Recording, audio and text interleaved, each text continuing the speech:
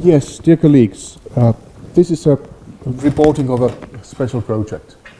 So we have a deep EGS project in Espoo, about 5 kilometers to northwest of downtown Helsinki. And this is initiated by a company that's actually making its profits by selling gasoline and diesel. But the company is heavily investing on renewables like wind power, biofuels, and also geothermal and ground heat. And this is one part of the story. There was a very ambitious project of building an EGS power plant with a heat exchanger at the depth of about 6 kilometers and with a very ambitious aim of producing thermal power for a district heating network at the rate of 20 or even 40 megawatts. The drilling site is in crystalline rocks, so-called migmatitic, typical southern Finland Precambrian rocks, granitic rocks, gneisses, amphibolites, metavolcanites, metasediments. Structures are steep and subvertical. It's crystalline rock. Porosity is inherently very low, means that all natural hydraulic conductivity is due to shears and fracture zones. The heat flow is normal, about 54 milliwatts meter square, means that we have to drill to about 6 kilometers to reach 100-degree temperature in the formation, and this would be the minimum temperature for the feeding temperature of the fluid to the district heating system. And what I'm going to tell you today, I'm summarizing the status of the geothermal results we have, and also then talk about the stimulation and what did we learn from the hydraulic properties from the stimulation, and finally a bit of project status. So the project started in 2015, and it has so far drilled 3 boreholes. There's one 2 kilometer deep fully cored borehole drilled for finding out the lithologies, stress state, temperature gradient, petrophysics, thermal properties, etc. And then we have these 2 deep holes that form a classical EGS doublet, and deeper parts they are deviated, and they are about 6.2 to 6.4 kilometer deep. Now all these wells were successfully completed. A lot of important know-how attained. This is a beautiful expression that a lot of mistakes were done, but finally we are there.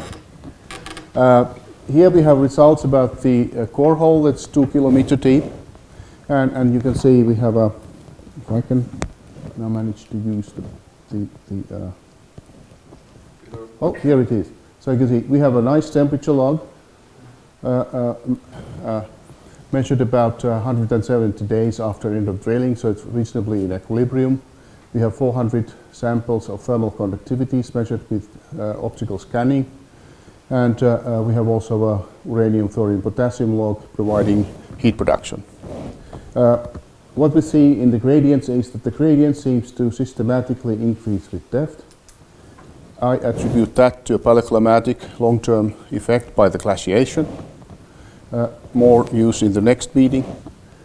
When we look at the heat flow data looks more scattered, but this could be also have something to do with the fact that we have not analyzed completely to the end the optical scanning results and the anisotropy components and calculated the vertical component of thermal conductivity. Anyway, we have a reasonably good data to control that. Then we start to look at the deeper levels. So we have here we easily press 2 buttons at the same time.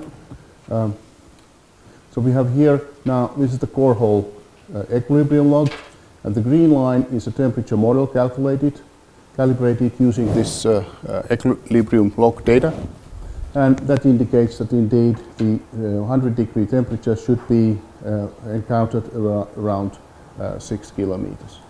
And these other logs are logs from the deep holes taken at different phases of drilling, stimulation, and various shut-in times. And as usual in this kind of industrial projects, they form a kind of a haystack and do not easily provide a clear geothermal results.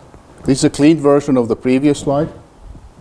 I've included here the core hole conductive equilibrium log, the model, calculated down to 6 kilometers. And then we have this log that was logged by the GFZ Potsdam logging team that visited the site for a VSP survey.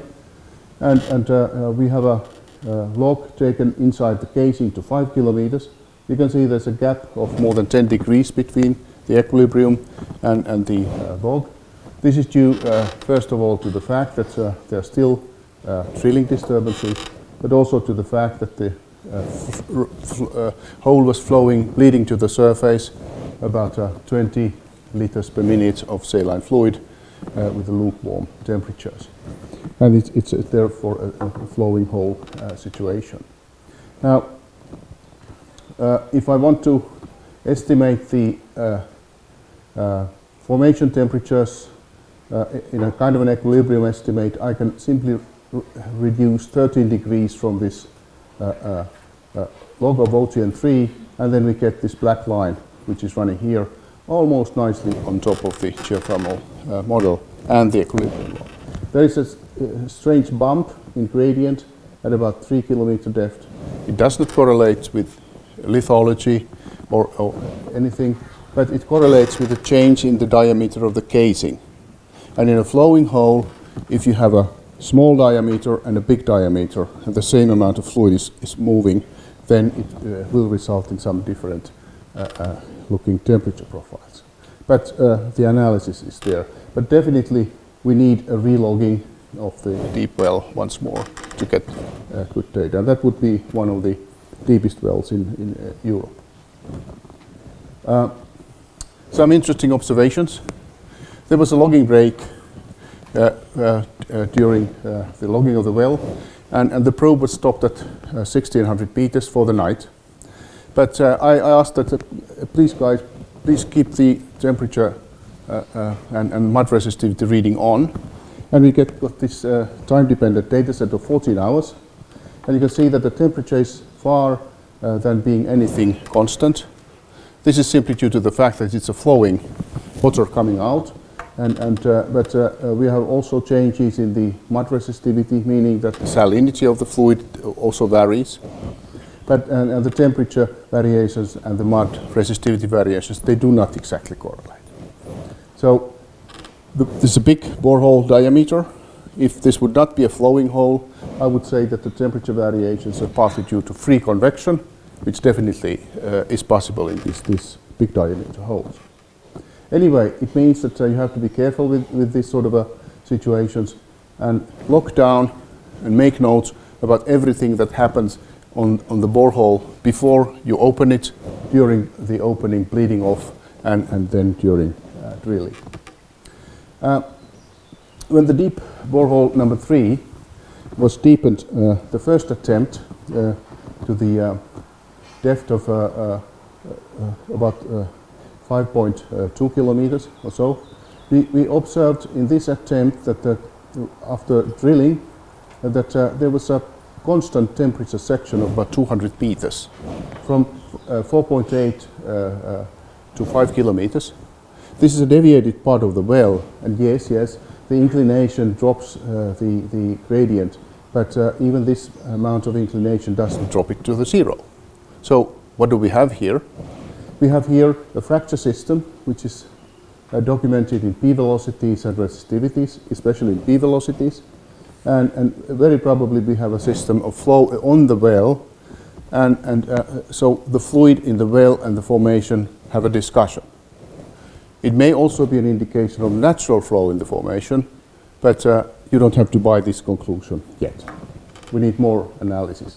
But this well leg is not anymore possible to relog, because the final completion of the well included a kind of a new deviation that went off from this. So this is this part is lost.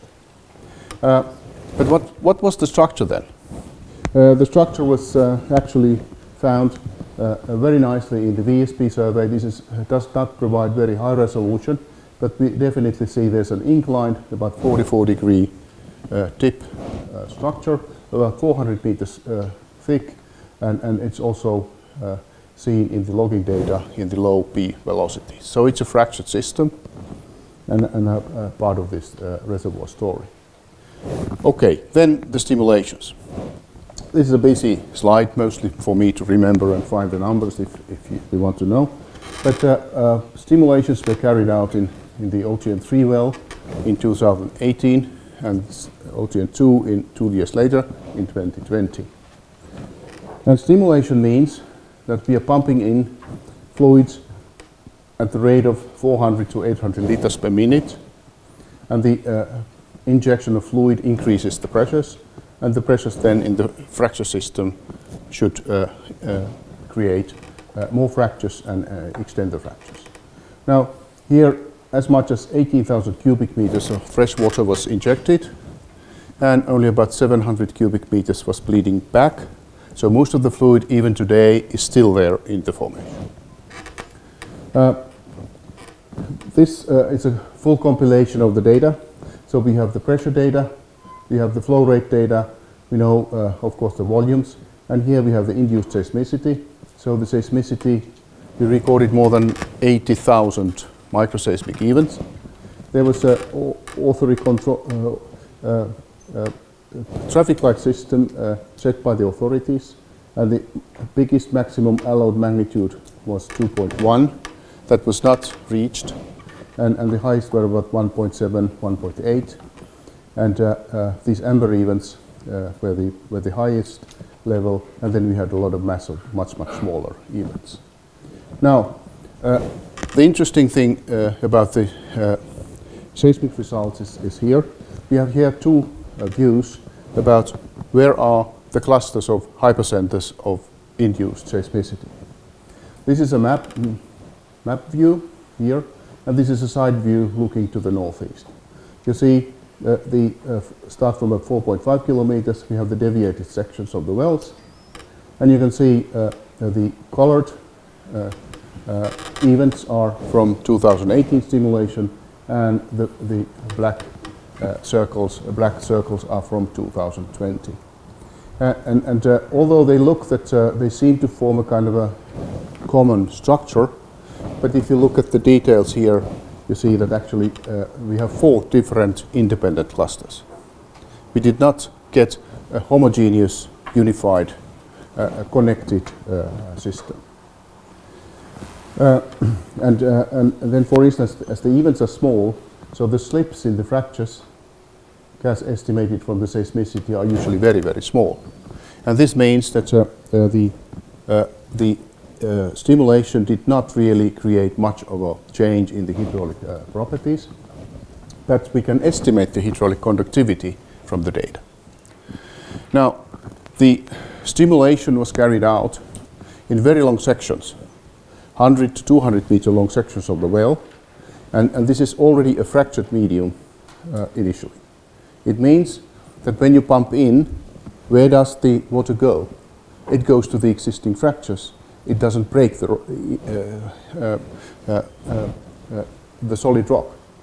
And as a result, what we are actually having here is data that is very similar to a normal hydraulic well testing experiment. So, testing for the hydraulic conductivity. And you can see it from these responses of to a constant flow rate of some hours. You have a very nice increase of the pressure, and when you stop pumping, you have a transient, and both these parts easily provide a means in semi-log diagrams with Horner plots and so a way to calculate and estimate the hydraulic properties. So we have here direct data about the hydraulic properties at 6 kilometers.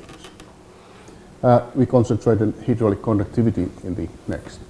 And now then, what happens? When you pump into a stimulation stage, in the pumping part, the hydraulic conductivity is always higher than during the recovery. And in the same section, here we have more than 10 different pumping periods.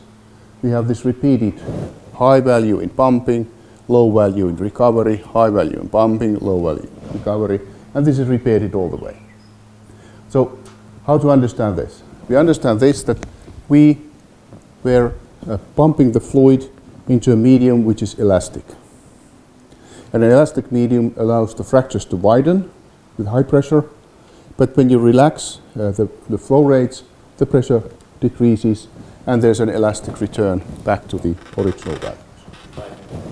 5 minutes, very good. I think I can just manage. And now here's a compilation of the hydraulic conductivities as a function of first the well pressures applied. And here this gray line indicates the opening pressure of fractures. And here another horizontal scale is the net pressure, so the net pressure above the opening pressure. And when we start with the injection test, very careful small rate tests, first we see that the hydraulic conductivity increases very quickly when we open the fractures.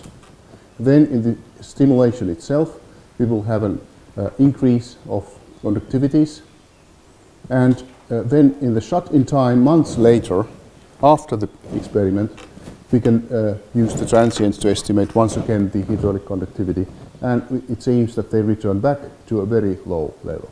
So we have a variation of several orders of magnitude in this experiment, and the hydraulic natural level is somewhere of around 10 to minus 10 meters per second. If you compare this data to hydraulic properties of the continental crust in general, this green sausage is an extended version, a wide version of the well-known relationship by Manning and Ingebrigtsen from 1999 paper. They compiled different results into a hydraulic permeability profile. And we can say that the measurements representing the natural conditions in the experiment are reasonably good agreement with this general model. We have also some other local data from eastern Finland and also Radwest candidate sites in Finland. We can explain those later if needed. Then we were not able to carry a proper cross-flow test. That was not anymore funded by the company. But by monitoring the pressures in the hole number 3, while there was a stimulation and testing starting in OTN2, about 1 week later, we start to see the pressures increasing in the other well. And when the experiment ended after about a week or so, after 5 weeks, we see a maximum with the other well. And this also provides a way to estimate the average hydraulic properties between the wells. And they are in line with the levels estimated before for the untouched bedrock. Then the high thermal potential, the reason why we are there, to make a profitable EGS system, unfortunately it doesn't work. We can estimate the maximum pump rates that we would use is about 100 liters per minute. It comes from the hydraulic properties, but it also comes from the induced seismicity. If we increase it much from that, there will be huge uncontrolled seismicity, which is not acceptable. And if we have to use such a rate, and the hydraulic conductivity is probably around 10 to minus 9 meters per second, we can indeed keep it at a level of 100 liters per minute. And 100 liters per minute, I'm sorry to disappoint you, it means that the extractable heat, the power, is less than 1 megawatt. Sorry. Mother Nature is not a nice lady always. And because of the hydraulic conductivity is so low, we are in this situation. Now, the conclusions. Okay, the temperature is reasonably easy in this sort of a project. We can be well predicted, and if you have force to drill and tools, you can easily find it. It was found at 6 kilometers. But the hydraulic conductivity or the permeability, that's the challenging part in EGS development. There's not much you can do to improve the conductivity in situ, and it actually requires a completely new thinking and redesign of the EGS systems. That's a topic for other talk. But we learned that the stimulation did not permanently improve the conductivity. So this elastic response was the problem. It means that in this project, the project ended. It was not funded anymore. But what is a good message left at the moment is that we have a good discussion going on about research use of the boreholes, keeping them open and available for various research purposes. So, thank you. I will be happy to answer if you have any questions.